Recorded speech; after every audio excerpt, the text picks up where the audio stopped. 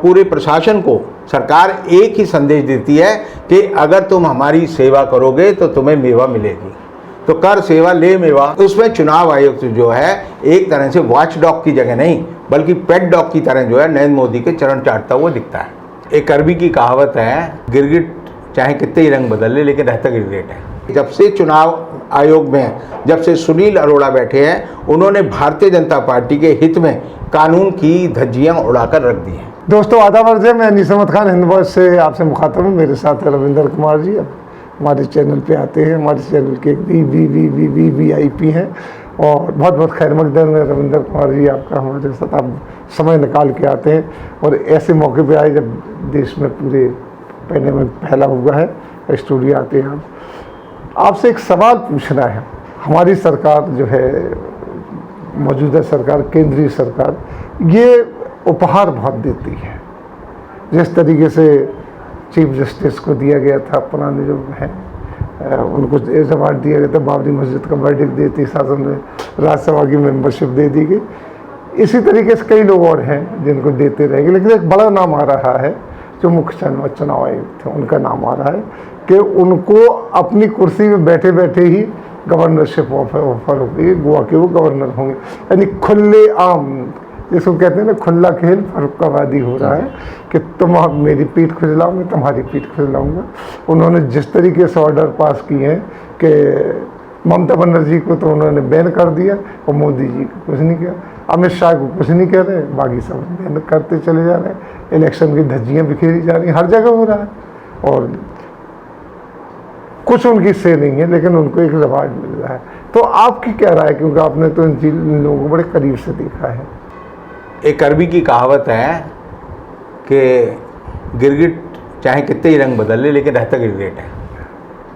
तो गिरगिट आप देखेंगे जैसे वातावरण में पहुंचता है, कभी हरा हो जाता है, कभी पीला हो जाता है और उस वातावरण में अपने को छुपा लेता है, लेकिन वो रहता गिरगिट ही है।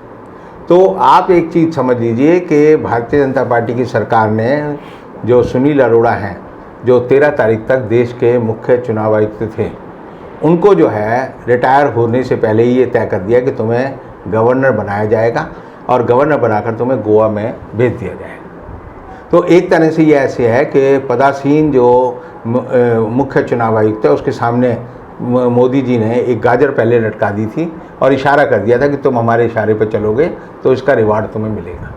और रिवार्ड देने का तरीका जो है इतना भद्दा और इतना बेहुदा है कि मैं इस चीज़ को समझकर भी नहीं समझ पाता कि जिस आदमी ने जो चुनाव 5 राज्यों के चल रहे हैं उसकी घोषणा की, उनका शेड्यूल दिया और वो चुनाव आज भी जारी हैं और वो रिटायर होता है और रिटायर होते ही चुनाव के दौरान ही अपनी भूमिका बदल कर जो है सरकार के साथ मिलकर जो है गवर्नर बन जाता है। मैं आपको याद दिलाना चाहूँगा 12 मार्च 2021 को, इसी साल, देश की सुप्रीम कोर्ट में रोहिंटन एफ नारिमन की बेंच ने जो एक फैसला दिया था, वो फैसला था गोवा के मुख्य चुनाव आयुक्त के बारे में कि मुख्य चुनाव आयुक्त जो है वो उस समय में जो है, जब मुख्य चुनाव आयुक्त थे तो गोवा सरकार में सचिव भी थे। और तब सुप्रीम कोर्ट ने कहा कि राज्य सरकार के कोई कर्मचारी जो राज्य सरकार से जुड़ा हुआ है वो किसी भी राज्य में मुख्य चुनाव आयुक्त नहीं हो सकता, क्योंकि चुनाव आयोग की निष्पक्षता और चुनाव आयोग की स्वतंत्रता संविधान ने गारंटी किए हैं। ये संविधान का खुला उल्लंघन है कि एक आदमी को आप सेक्रेटरी पद पर भी रखें, अपने नियंत्रण में भी रखें और उसे मुख्य चुनाव आयुक्त भी बना दें स्टेट का, और तब जो है सुप्रीम कोर्ट ने 12 मार्च को उनको उसके पद से हटा दिया था। एक फैसला नज़ीर जो अभी 1 महीने पहले ही आई है, वो नज़ीर ये कहती है कि मुख्य चुनाव आयुक्त जो हिंदुस्तान का है वो स्वतंत्र होना चाहिए अपने कार्य में, अपनी क्षमता में, अपने दिखावे में। लेकिन आप देखेंगे कि पूरा जो चुनाव चला 5 राज्यों का, उसमें चुनाव आयुक्त जो है एक तरह से वॉच डॉग की जगह नहीं बल्कि पेट डॉग की तरह जो है नरेंद्र मोदी के चरण चाटता हुआ दिखता है। वो हर वो बात करता है जो नरेंद्र मोदी चाहता है। आपने देखा होगा मुकुल राय और एक पदाधिकारी के बीच में बातचीत हो रही थी, वो टेलीफोन वार्ता जब लीक हुई तो उसमें उन्होंने कहा चुनाव आयोग को कल ये कहेंगे और चुनाव आयोग ये करेगा। अगले दिन जो है वही का बात जो कि उस टेप में बात हो रही थी, चुनाव आयोग ने वही बात की। और जब ममता बनर्जी ने वो टेप उजागर की तो केंद्र सरकार ने कहा कि ये जो है हमारे इन 2 व्यक्तियों की टेप को रिकॉर्ड कर रही है। तो इनको ये नहीं पता कि कानूनन आज के समय में ये स्थापित कानून है कि अगर दो अपराधियों की बात हो रही है और उसे टेप कर लिया जाए और ये पता चला जाए कि इन लोगों ने ये अपराध किया है या करने जा रहे हैं, तो उस पर ये आरोप नहीं लगता कि आपने टेप गलत तरह से की या गलत तरह से की, बल्कि ये एक सबूत होता है कि उन्होंने वो अपराध किया है। तो चुनाव आयोग आप देखेंगे, जब से चुनाव आयोग में जब से सुनील अरोड़ा बैठे हैं, उन्होंने भारतीय जनता पार्टी के हित में कानून की धज्जियां उड़ाकर रख दी हैं। अब जो है उनको गोवा का कहा गया जा रहा है कि वो जो है वहाँ के गवर्नर बनेंगे। तो एक तरह से ये सुप्रीम कोर्ट का जो फैसला रोहिंटन एफ नारीमन ने दिया है, ये उसकी भी अवमानना है। दूसरी बात मैं कहना चाहूँगा कि Bharatiya Janata party supreme court की अवमानना है नहीं, सुप्रीम कोर्ट की मानना है क्योंकि सुप्रीम कोर्ट ने एक नज़ीर दिया और अभी हाल का फैसला है। तो ये जो है फैसला चूंकि एक नज़ीर बनता है और उसके ऊपर आगे हम विचार करते हैं। इसी से पहले आप देखेंगे कि जब सदाशिवम देश की सुप्रीम कोर्ट के प्रधान न्यायाधीश थे, तब उन्होंने जो है अमित शाह को जो है एक तरह से छूट दी थी कि वो जो है जो एनकाउंटर का केस था उन पर, उसमें जो है उनको बरी किया था। और उसके बाद जो है सदाशिवम को जो है सितंबर 2014 में केरल का राज्यपाल बना दिया गया।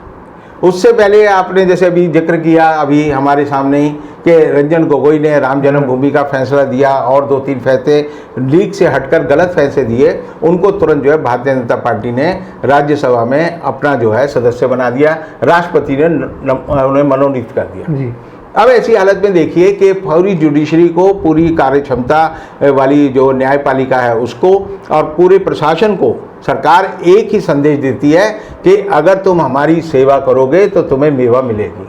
तो कर सेवा ले मेवा, ये जो है क्विड प्रो क्यो जिसे हम कहते हैं तुरंत, जैसे मैंने आपको 5 रुपये दिया, आपने मुझे उसके बदले में कोई चीज़ दे दी, इतना सटीक और साफ नज़र आने लगा है कि पहले लोगों को थोड़ी डर होता था, ये होता था कि जनता क्या कहेगी, लोग क्या कहेंगे। जी जी जी हिंदुस्तान में यही होता था कि वो एक ही डर लोगों को डरता था कि लोग क्या कहेंगे।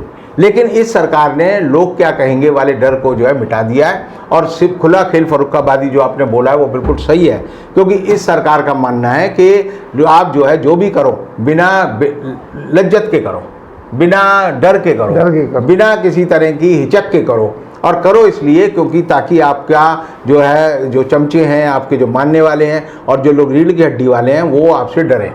आप देखेंगे अशोक लवासा जिन्हें आज के समय में हिंदुस्तान का मुख्य चुनाव आयुक्त होना चाहिए, तो उन्होंने क्या किया, बिहार चुनाव के बाद जो है उनके घर पे छापे पड़वा दिए, उनके घर पर उनके बेटे की ईडी की जांच शुरू करवा दी, और अशोक लवासा भी डर के मारे जो है वर्ल्ड बैंक में चले गए और उन्होंने कहा कि मैं एशियन डेवलपमेंट बैंक में जो है एक पद ले लेता हूँ, वाइस प्रेसिडेंट बन जाता हूँ।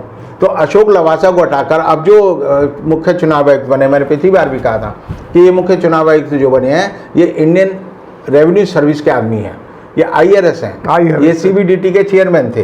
तो CBDT का चेयरमैन हो, IRS हो, यानी आप समझिए कि GST का कोई अधिकारी हो, ये सारे ऐसे काम और पैसे कमाऊ वाले डिपार्टमेंट हैं जिनमें हर आदमी जो है रिश्वत लेना जानता है।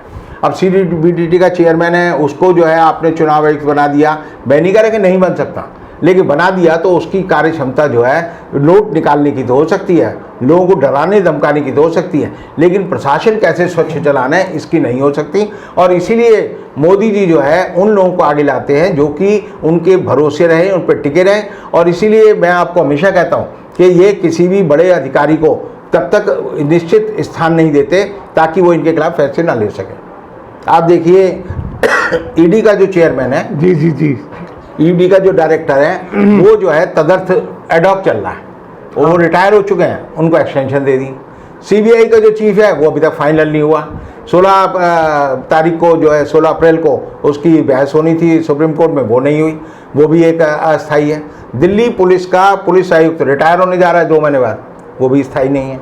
तो ऐसी हालत में जिस तरह से सरकार चल रही है, ये सरकार जो है अच्छे अधिकारियों को डंडा दिखाती है और जो बुरे अधिकारी हैं उनको जो है प्राइज़ देती है, उनको जो है हर तरह से पदोन्नत करती है, अधिकार देती है, और यही देश का सबसे बड़ा दुर्भाग्य। ये आखिर क्यों करते हैं कि लटकाए रहते हैं उन लोगों पर तलवार, उनके मर्जी के काम करें?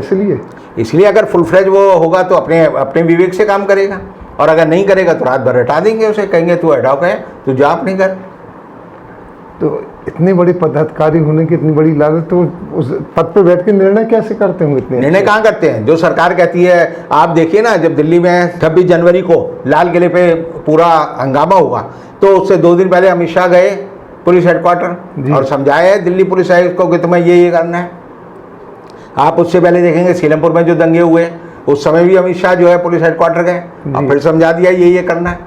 तो ये करना है, ये करना है। गलत काम कराने के लिए सरकार दबाव बनाने के लिए अच्छे अधिकारियों को पूरे अधिकार नहीं देती, उनके ऊपर जो है एक डंडा लेके बैठी रहती है कि अगर तुमने हमारे मुताबिक फैसला नहीं किया तो हम तुम्हें जो है तुरंत जो है पद से बर्खास्त कर देंगे या दूसरी जगह भेज देंगे। बहुत बहुत शुक्रिया रविंदर जी आपका। और एक ब्यूरोक्रेसी की आपने एक जो बात बताई जो चल रही है उसके लिए जो एक्सपोज किया है, आप लोग भी देखिए कि क्या चल रहा है देश में। इसी के साथ हम आपसे लेते हैं विदा। अगले अंक में फिर हाजिर होंगे, तब तक के लिए दीजिए इजाज़त।